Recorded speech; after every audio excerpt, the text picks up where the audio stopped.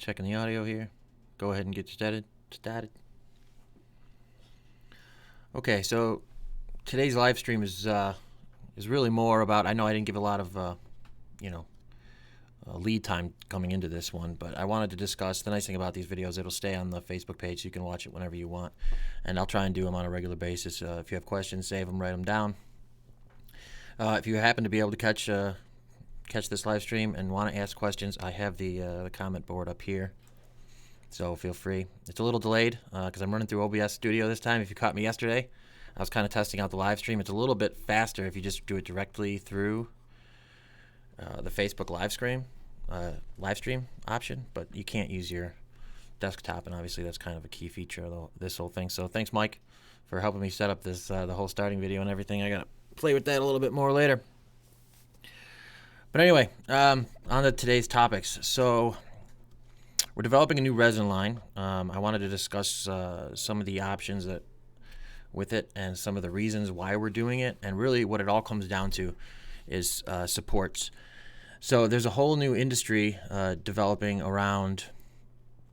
I'm kind of waiting for my files to copy over here. There's a whole industry developing around pre-supported models. 2 years ago this wasn't a thing when we were developing the original resin lines. It's almost an art form. You have to develop your own. You want to buy these models, you want to print them. You have to get pretty good at supporting them, and then you can, of course, change your support settings based on the resin that you're using, and the recommendations from the resin manufacturer, which is, of course, us. Or if you're unfamiliar with us, we manufacture custom 3D printing resin. If you're watching this on YouTube, it's kind of why I have to do that plug. I'm probably going to upload this video, maybe other videos, upload them onto YouTube so you can watch on YouTube as well. So if you want to get involved with future live streams, I'm only going to do them, at least for now, through the 3DRS community page on Facebook. So if you're not a member of the 3DRS community page, if you want to get involved in these live streams and ask questions, I am the GM of 3D Resin Solutions, and I'll be doing them from time to time, just kind of live streaming from my office. And if you want to get involved and join the community. So supporting became an industry where now these modelers are essentially, they're creating these great models. They're doing their Patreons or their My Mini Factories, and they're selling them pre-supported, but they're not doing them, generally speaking, themselves. Now they're hiring companies to do them. And the companies are not necessarily creating supports that work well with all of our resins, and it can potentially cause problems. So I'm going to go through 3 different styles today of supports from 3 different companies: Loot Studios, Artisan Guild, and I actually heard that pronounced Artesian Guild. Am I doing it wrong? Is it Artisan Guild or Artesian Guild? I don't even know. So if you want to watch this later and kind of just go through these, that's what I'm going to do today. I'm setting up a new resin line, and I'm testing today on the Anycubic Mono X printer, and I'm going to test 3 different models using a new line of resin. So if you're familiar with our products, 3DRS manufactures impact-resistant products. They're a little softer when they're green. The green is what we call when they're printing, the green state. And it's not fully cured, of course, until you do your post-cure. So our resins are a little softer when they're green. So that means for these supports, and I'm going to go through this, actually, we can just go ahead and get started on that.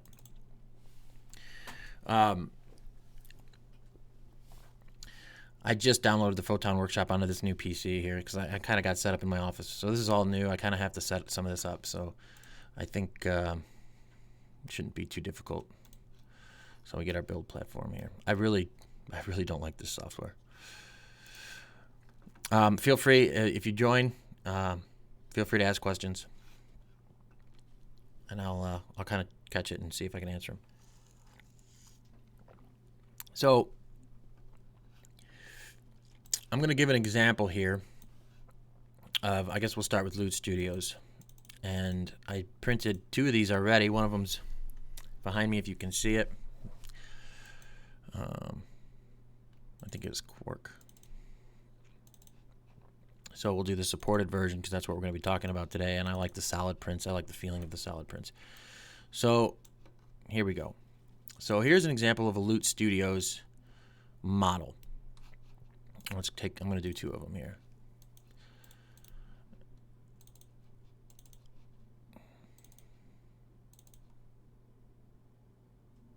Okay, so we have Enna from Loot Studios, and I don't know why it put it into a different thing.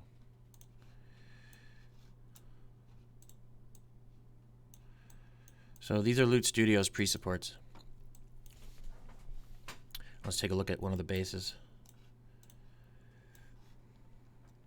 All right, so we have Loot Studios pre-supported files, and I want to focus really on how they manufacture their bases and their supports.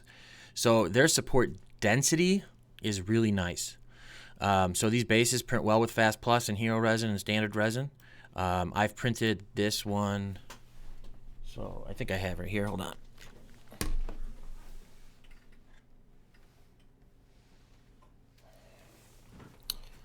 So I printed Enna in the pre-supported model that we have here on the screen, and I printed her in the Fast Plus resin using standard settings that are available on the website. And we didn't have an issue with the way they do their settings. And that's because of their support density. I'm going to compare this base from Loot Studios to a base from,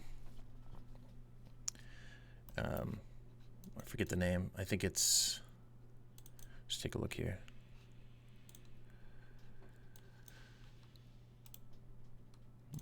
I got to extract this file real quick.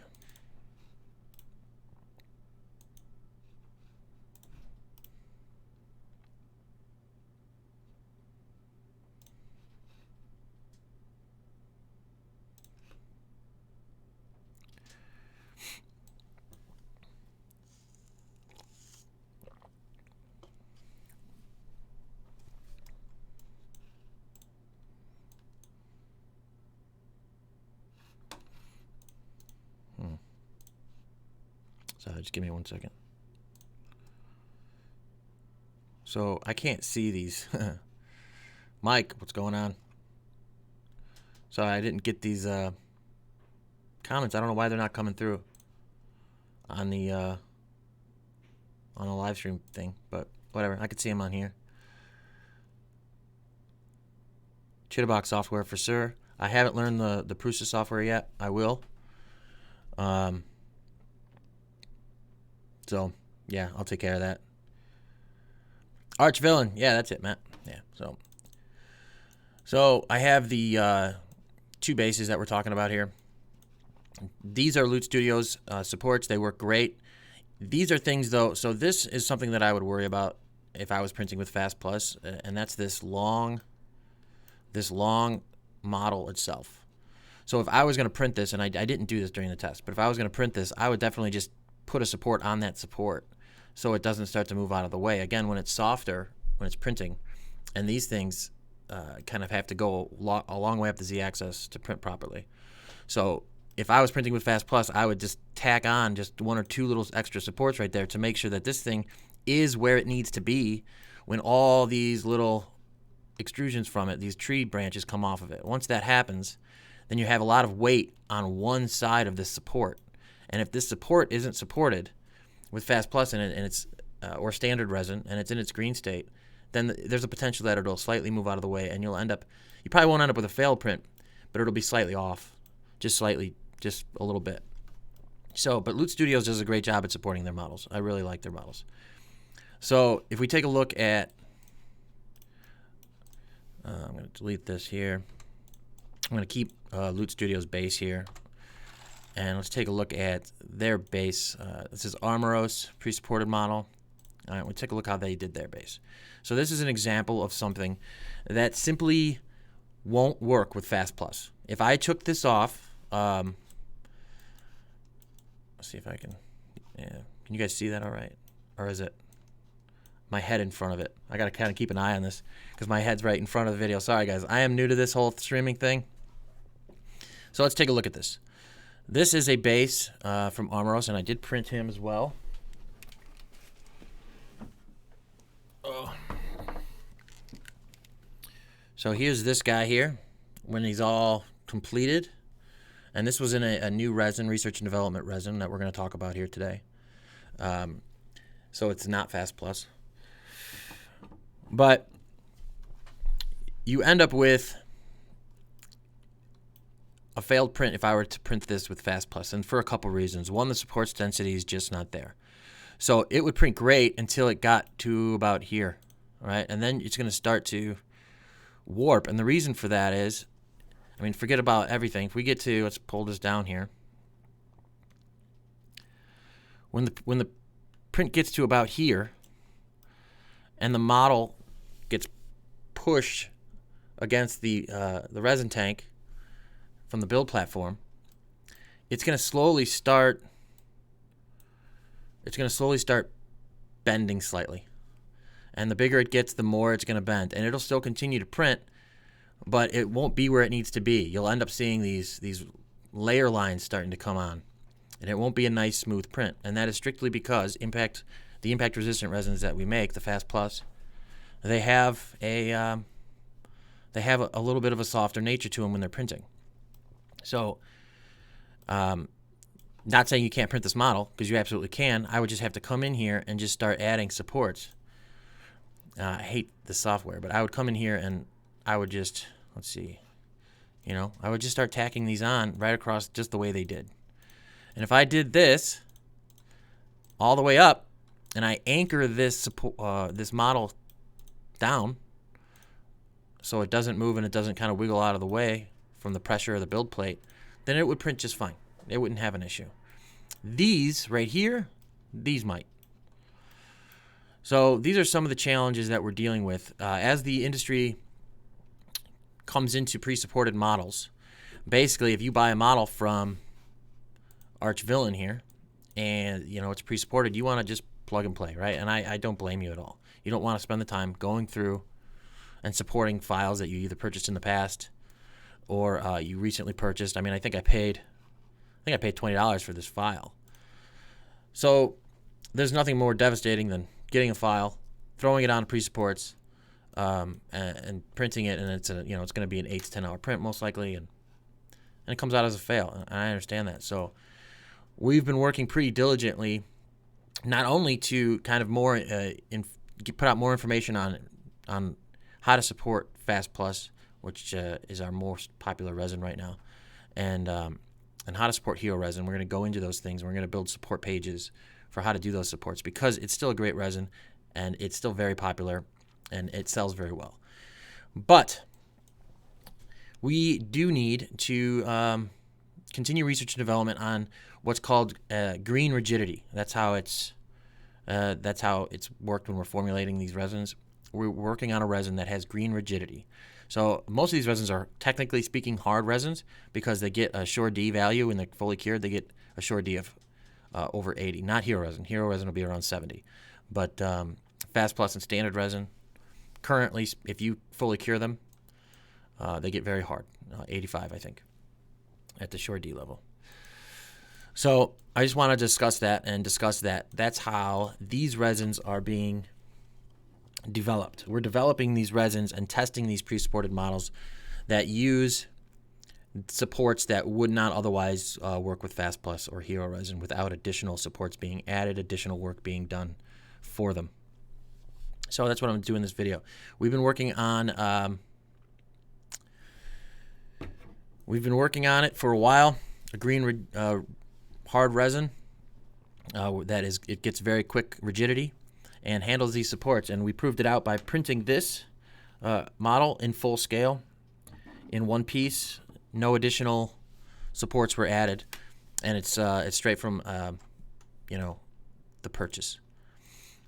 The other thing that we need to test is large scale models that are huge, like masks and stuff. The green rigidity is important. So yeah, Mike, it is weak around the base, for sure.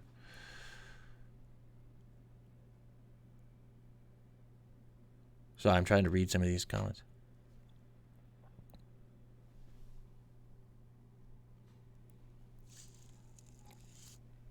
Yeah. We can do that, Mike. We'll talk about that.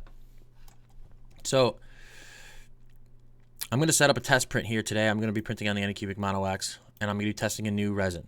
So this resin worked out great. I think we call it RD formulation 1944 or something. If you want to know what research and development looks like, by the way, This is what it looks like.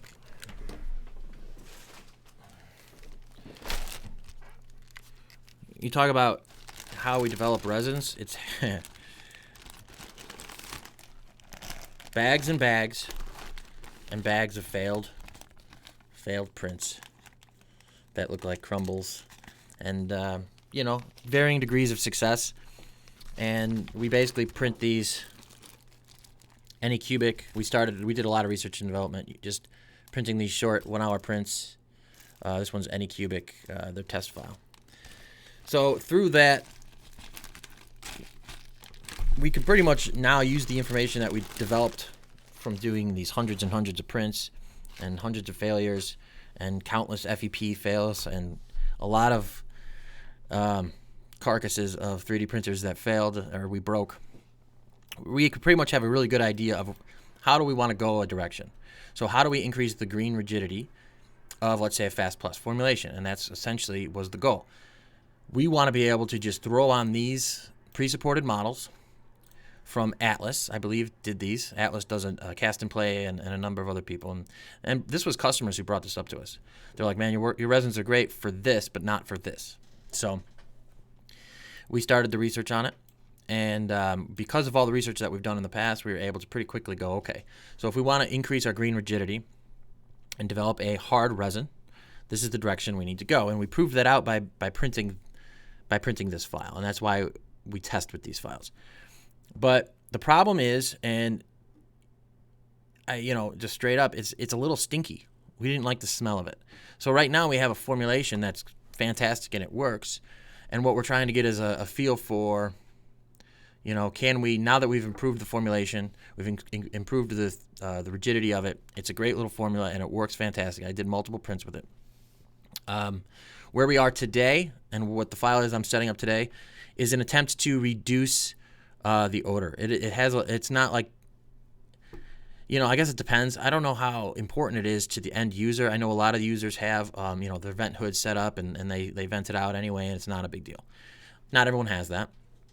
And we've always manufactured our resins to be very low odor, starting with Hero Resin and then on. None of them have anything added to them that have, an odor to it. So when I printed with this over the last week or so and I got all these great models, I love the printability of it, and I sent out 3 bottles to printers to test it and see what they think about it. But we'll see if they come back and say the smell is an issue. But today's goal is to see if we can reduce it a little bit. Yeah, so that's this. Yeah, so James, this would be that resin, right? This would be a modification of the Fast Plus resin to be have green rigidity and hardness. So basically to get to its Shore D hardness much faster, much more rigid, so you can not only use lower exposure times or fast resins, but so you can use models that just don't need a ton of supports, or they're so rigid that they lock down with minimum supports. So like I said, we proved that out, and today we're going to start testing a model. So this would be a hard resin. A 3DRS hard is kind of what we're, I don't know how important the name is, but that's probably what we'll call it, 3DRS hard, so you kind of know what it is. It would be an ABS-like fast printing resin that gets excellent green rigidity and can handle pre-supported models. I think it'll be an excellent addition to our line. What makes it different is just that it's not going to be as impact resistant. But to be fair, I did his whip. I was telling Matt, when I did his whip, I was, that's still, it still has some play to it. We're not talking like completely brittle at all. And I dropped it 3 times from the bench height. So when I was trying to glue this thing together, because I did notice that the green rigidity, the hard resin, made it a little bit more difficult to glue together. So I had to, instead of using standard super glue, I used, the resin itself and a UV light. But during that process, you can kind of see that. During that process, I dropped it 3 times and it didn't break. So I don't think it's going to be quite frankly, I think it's going to be a great formula. I really like it. The only reason we haven't moved forward yet is I'm not used to developing resins that have an odor to them. It's just that simple. And I don't know how important it is for these individuals who are printing at home, to deal with. So we're going to at least spend the time. This is the formula. It works. We may launch this formula. It's in testing right now at print farms as we speak. And they come back and say it's amazing, don't worry about it, don't touch it, then that's awesome. And we might move forward with it. But we are also continuing development, to try and reduce the odor as much as possible, because that is a factor. I know that certain customers aren't going to dig the smell. Mike, you don't mind? Yeah.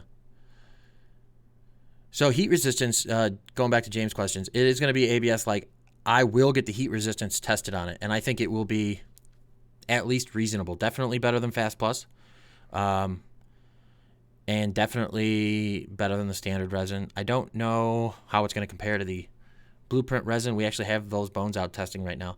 We would have all these numbers for you already, except for COVID. So we sent those Blueprint out February, March of last year, and we just never got any results from them. I don't even know if they made it to the lab, to be honest with you. But anyway, we restarted, reprinted, and redid. Not a big deal. Just getting started again.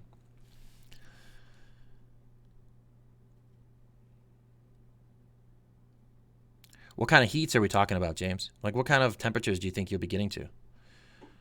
So he says, do you think you'd be able to handle the ABS-like temps? What kind of temps are we talking? I mean, because if there's a difference between the heat deflection temperature. I mean, if it sits in a oven for a long period of time, that's different than what, being able to handle heat for short bursts. And, I would think most resins would be able to handle that, honestly, but I don't know what kind of temperatures you're talking about.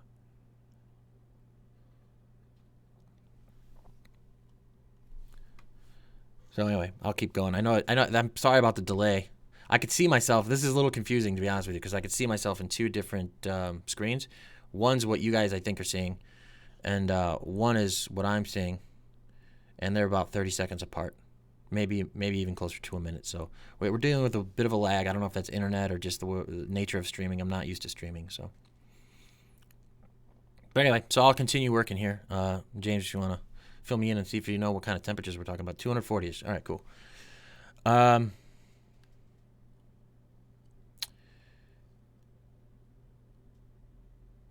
I see. So it's in an enclosure, so it would have to sustain, let's say, just to be safe, it has to sustain 300 degrees Fahrenheit for a sustained amount of time. Yeah, so I don't know. We'll definitely test it, though. We're definitely going to get the heat-resistant testing on it. I don't want to say one way or the other because I just, I don't have that information. This is a very new formula. So right now, we're working on functionality, from the majority of our customers right now. And the majority of our customers are print farms who print this kind of stuff, and or just hobbyists in general who print this kind of stuff. So cast in silicone molds. Well, so that would just be that'd be like an ash content thing, right? I think the cast resins that I see, they have to basically be able to burn out of a. I think who has one? I think Maker Juice has a castable resin. All research and development, man. I wish this stuff. You can imagine how much time it takes to develop a single resin. It's like,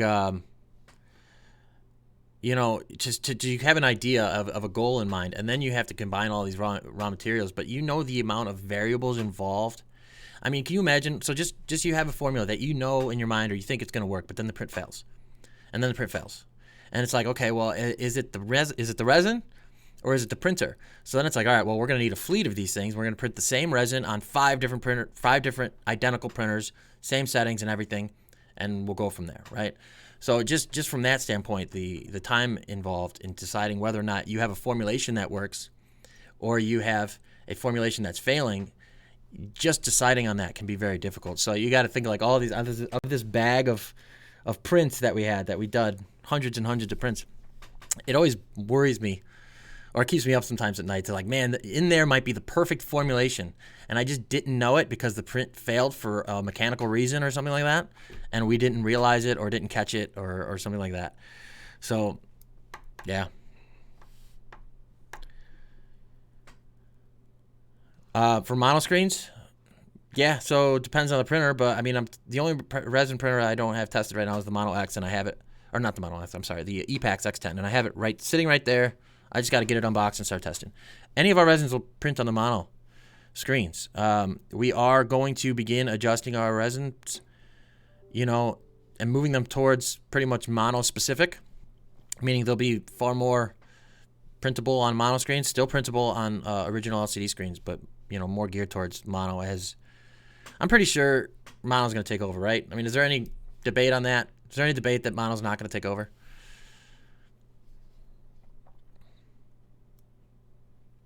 Should I do these Q&As more? Listen, I'm going to. I just got my office set up to do them, and I was going to do YouTube videos more often, and I kind of started when we got started 2 years ago now.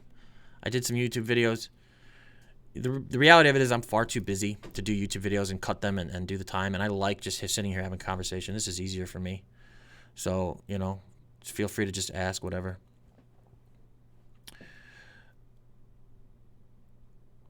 Upgrade your fleet. Oh, yeah, that's right, Mike. You only have original. But you know what? Those printers are still good. Like, especially the LD. I think you're running a lot of LD002Rs. We built most of our resins on those. I bought 20 of them, and we had basically a little print farm running different formulations, different RDs for a long time there. Yeah, mono's taking over. I agree, James.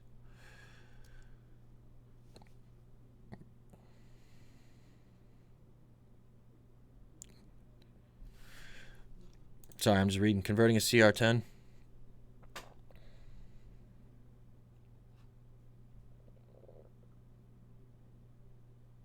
Yeah. Hey, listen, if you're willing to do the testing, James, I'm willing to send you the resin when we're ready. Like I said, this weekend is going to really depend a lot about whether or not this resin is ready for market, or at least resin for you guys to start testing. And actually, that's another conversation, because I would love to get a list together of customers who are willing to test for me, and the type of printers they have, and get a little list, and I'll send you the resin. I just need back specific information. I need settings information, the full Chitterbox settings or whatever your slicer is. I need the application type, photos, the types of supports you use. I just need the information. I don't have a problem sending those out. If I can get back that information. Because, it's just part of the community, and, letting everybody in on it, basically.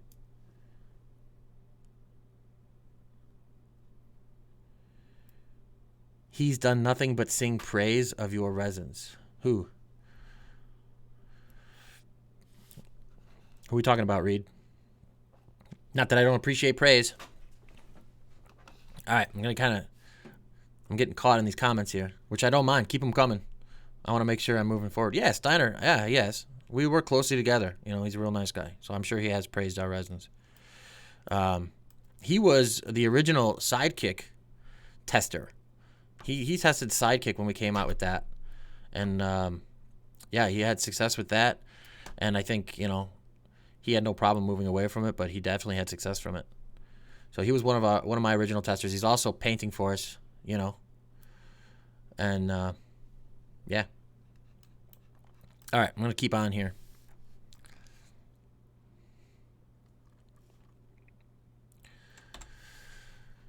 All right, so I do want to put together an actual test here. And I don't know if I'm going to do the full model, because I want to get a wide range of models on here. So we're going to start with an Oni from Artisan Grilled.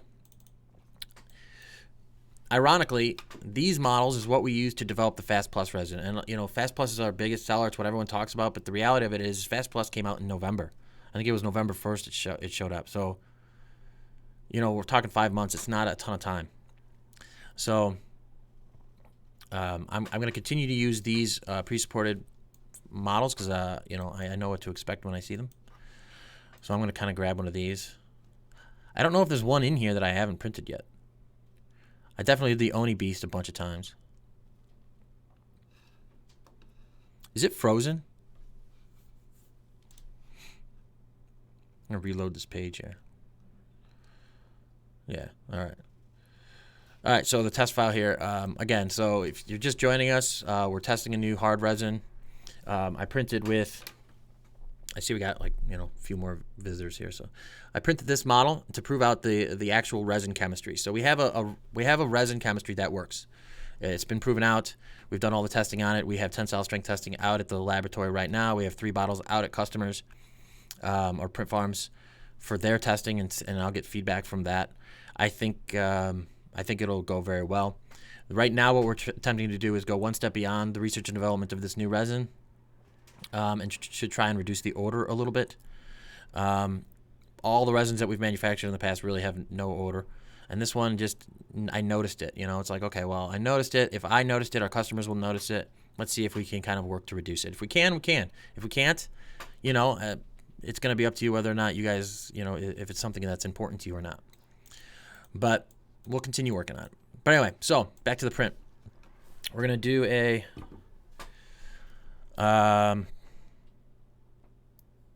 pre-supported from Artisan Guild, Loot Studios, and one from Arch Villain, but I've been told, and I'm pretty sure that it is Atlas Supports that does their supports. So Atlas Supports is the real test, the one that has these islands, and I'll show you those in a minute. So I'm going to pick out one of these guys here. Bonus part. I don't think I ever printed this one.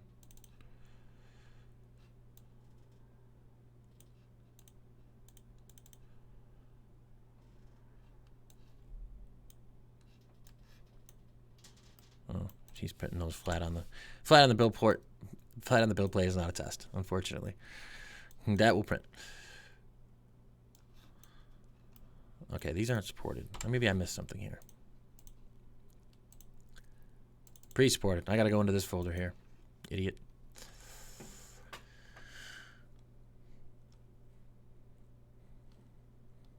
All right. So I like the Oni Grunt lady.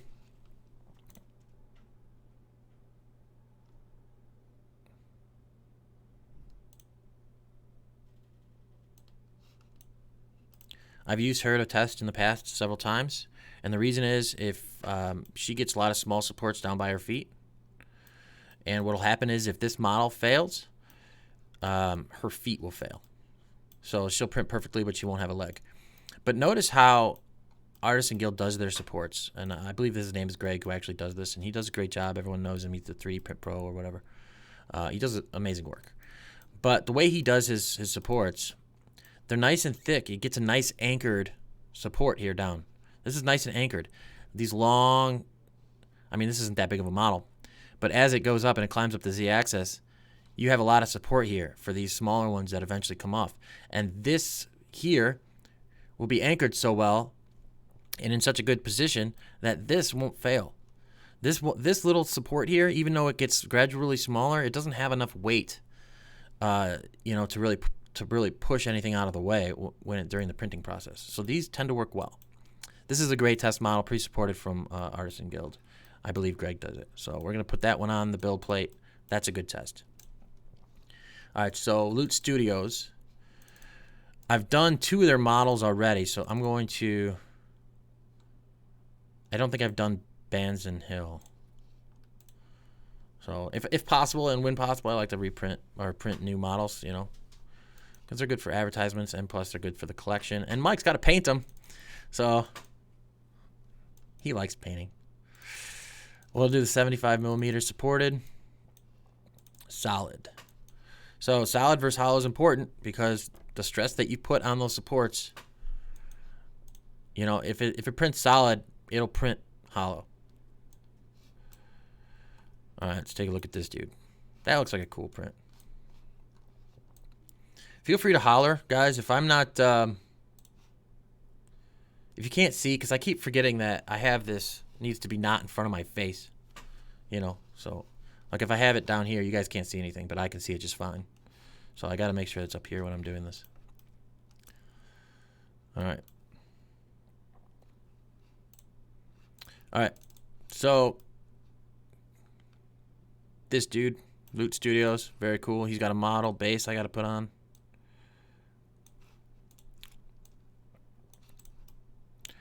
I also want to talk about containers. Like, I'll give you some thought about this. This is the container we sell in. It's an excellent container, 100% UV, or as close as you can get to it, I imagine. Leak-proof lid, tamper-evident cap. It's an amazing bottle. These are very expensive, though. And more important than very expensive, they're increasingly more difficult to get with the world environment that we're working in right now. So there's these. If you were here at the very, very beginning, these are the first bottles we used. We moved away from them pretty quickly for a couple reasons, but mainly the small opening, right? But how important is that? So that's a question for you guys, if you want to get back to me on it or in the chat here. How important is that? Because if I could use these containers and the market accepts them, then I can pass those savings on to you guys, and then we can, this new resin or this new line of resins, which is it would be a hard line of resins, we'd be able to save significant capital. I think these are $1. These are $4.50 a piece, and I have to buy them 6 to 8 weeks in advance because they take forever to get here. So you can imagine. Right, the leaking. See, but so I agree with you. We can heat seal this. We could put a heat seal cap on it. You'd have to peel it off by hand, and that means, putting a glove on and touching the resin. I don't think it would leak. I think I could put a child safety cap on it. I don't think it would leak. But the downside to it would be you have to, when you're done with your resin in the vat, if you want to put it back in the container, it's going to be a little bit more difficult, right? Okay, so James is on board. Don't mind the new bottle as long as it doesn't leak. All right. Well, maybe we'll do a small launch because, we ship out 50 of them and none of them leak, then that's a good test. And you guys can give us some feedback on it.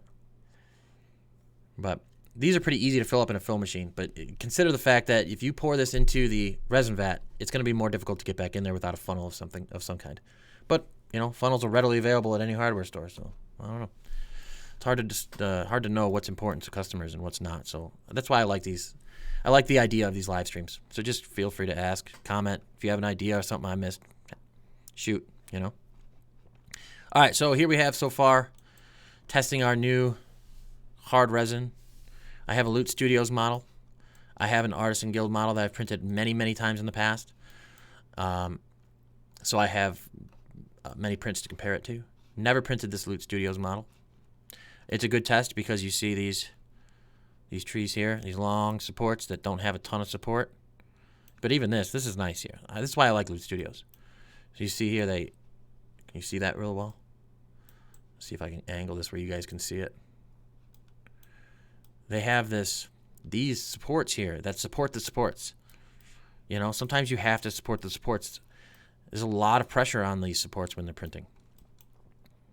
All right, so Loot Studios. Let's talk Armor Roasts here. Oh, wait, no. Oops, I forgot his base. I don't want to forget his base. I'm going to print with this model. Yeah, Matt, you're behind on the times, man. You need to catch up and get yourself a new printer. At least an Elegoo Mars 2 Pro. They're readily available on Amazon for $250? I think they're under $250, and they're great printers. That's pretty much what we're doing our R&D on now. They're monoscreen, they're fast. I would do the LD002Hs from Creality, but they want me to buy a boatload of them at once, and I'm just like, nah, not gonna do that. All right, I forgot this dude's base. Supported, solid. Base. There we go. All right. So there you go. There's another example of a Loot Studios base. I've never looked at this one yet. And just look at the nice support structure that they have there. It looks deliberate.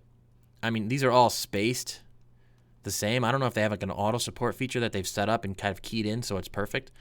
But this is really nice. They anchor from the front end here. So you have these. This base is gonna print. I'm so confident in that. You know, if I was printing with Fast Plus, I'd be like, yep, that'll print, no problem. Shoot the settings in, not an issue.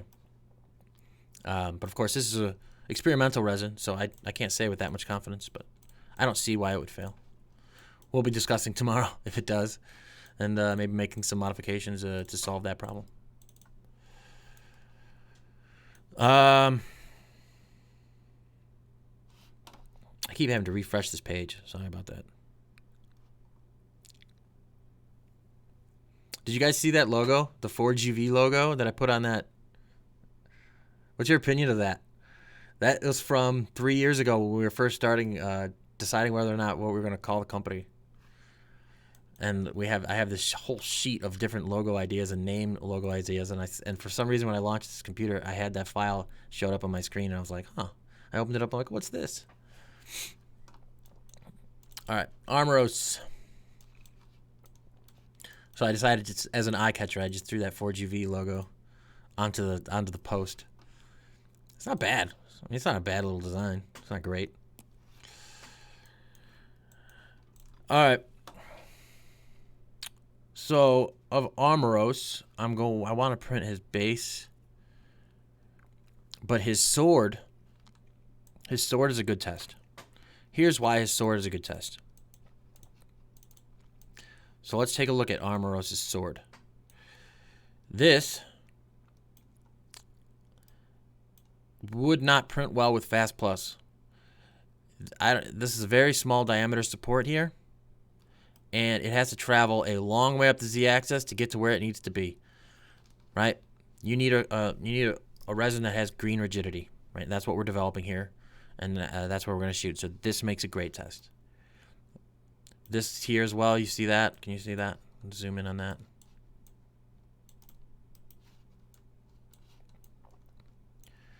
This structure here, you have these long travels and then all this weight that's going to be on it, and it can't move. I just don't see, well, it's not that I don't see Fast Plus working. I've already tested this, and it just doesn't work well with Fast Plus. So I think that's a good test. So we'll put the sword on there.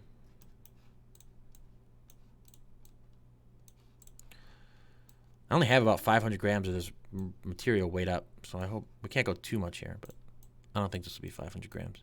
But these are solid models, so some of these might take up a fair amount of resin.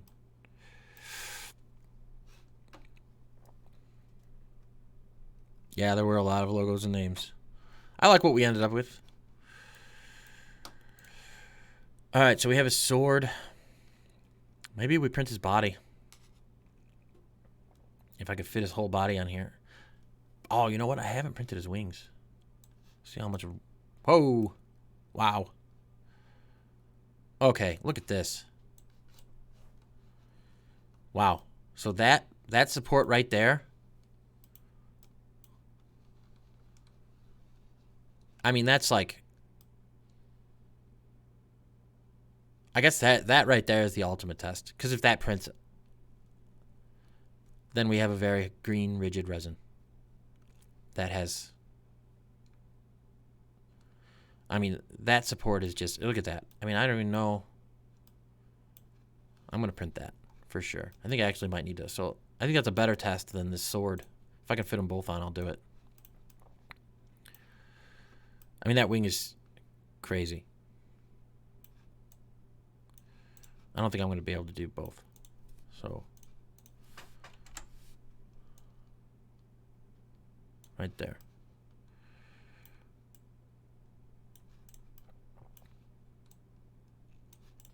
All right. So here's our test. 3 different pre-supported models, 3 different companies. And the last thing I'm going to do is put on exposure settings. I have no idea what the exposure settings of this resin are. I'm going to go with safe bet settings. I think I need to grab, I'm going to grab a QC file real quick. Give me a second here.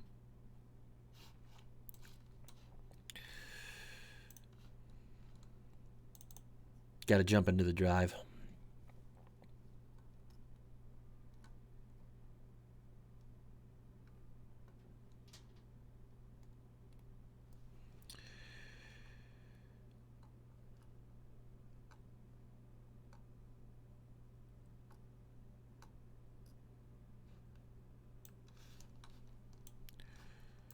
All right. Let that copy over.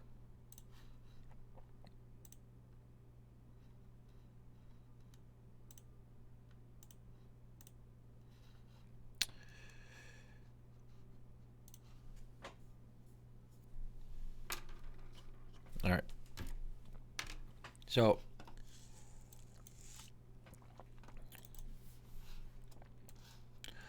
I want to throw on this town test here. And this will just help me know whether or not I'm overexposing the resin.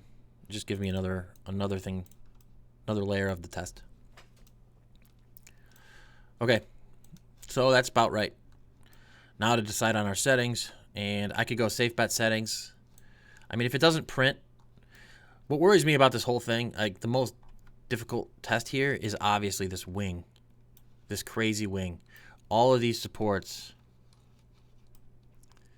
just unsupported in themselves, you know. They have to travel all the way up without moving.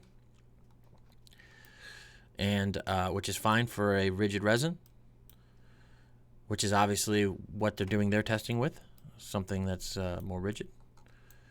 But for impact-resistant resins, obviously these maybe isn't the ticket, so that's why we're here today. All right, I'm going to decide on some settings.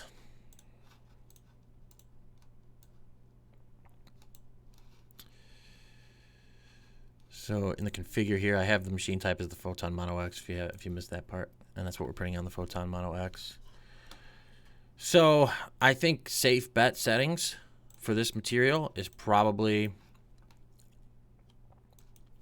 like 3 seconds normal exposure.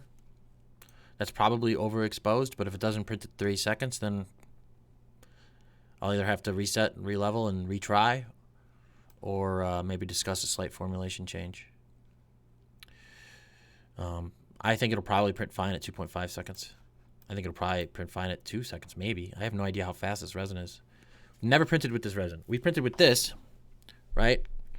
We printed with this, and this is if you missed the beginning of this, this is supposed to be a lower order version. So I'm going to do 3 seconds, 0.05, bottom exposure, 40 is fine probably. I'll leave the rest of this at default settings. And we'll go from there.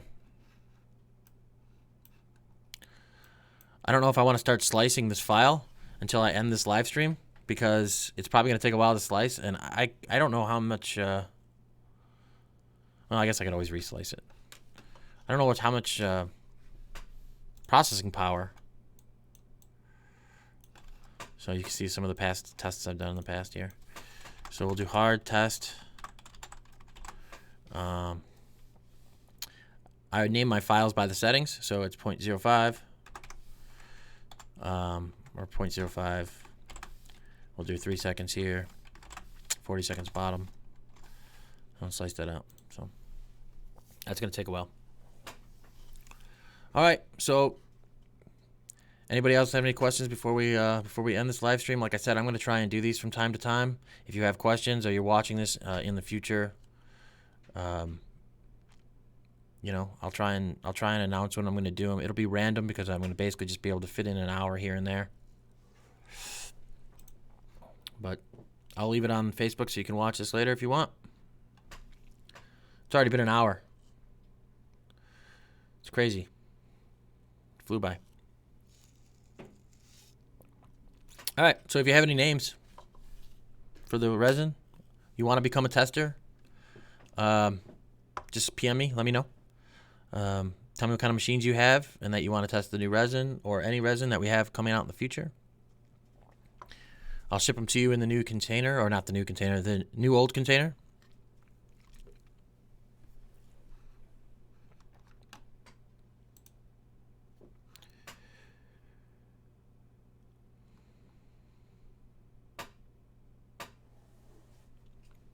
Yeah, I hope it prints well. I think it will. I'm pretty confident it will. It would suck if it didn't, but it wouldn't be the end of the world. You know, we just adjust and we move forward like always. You know? All right, guys. I'm going to pretty much call it. Thanks for joining. See you all next time.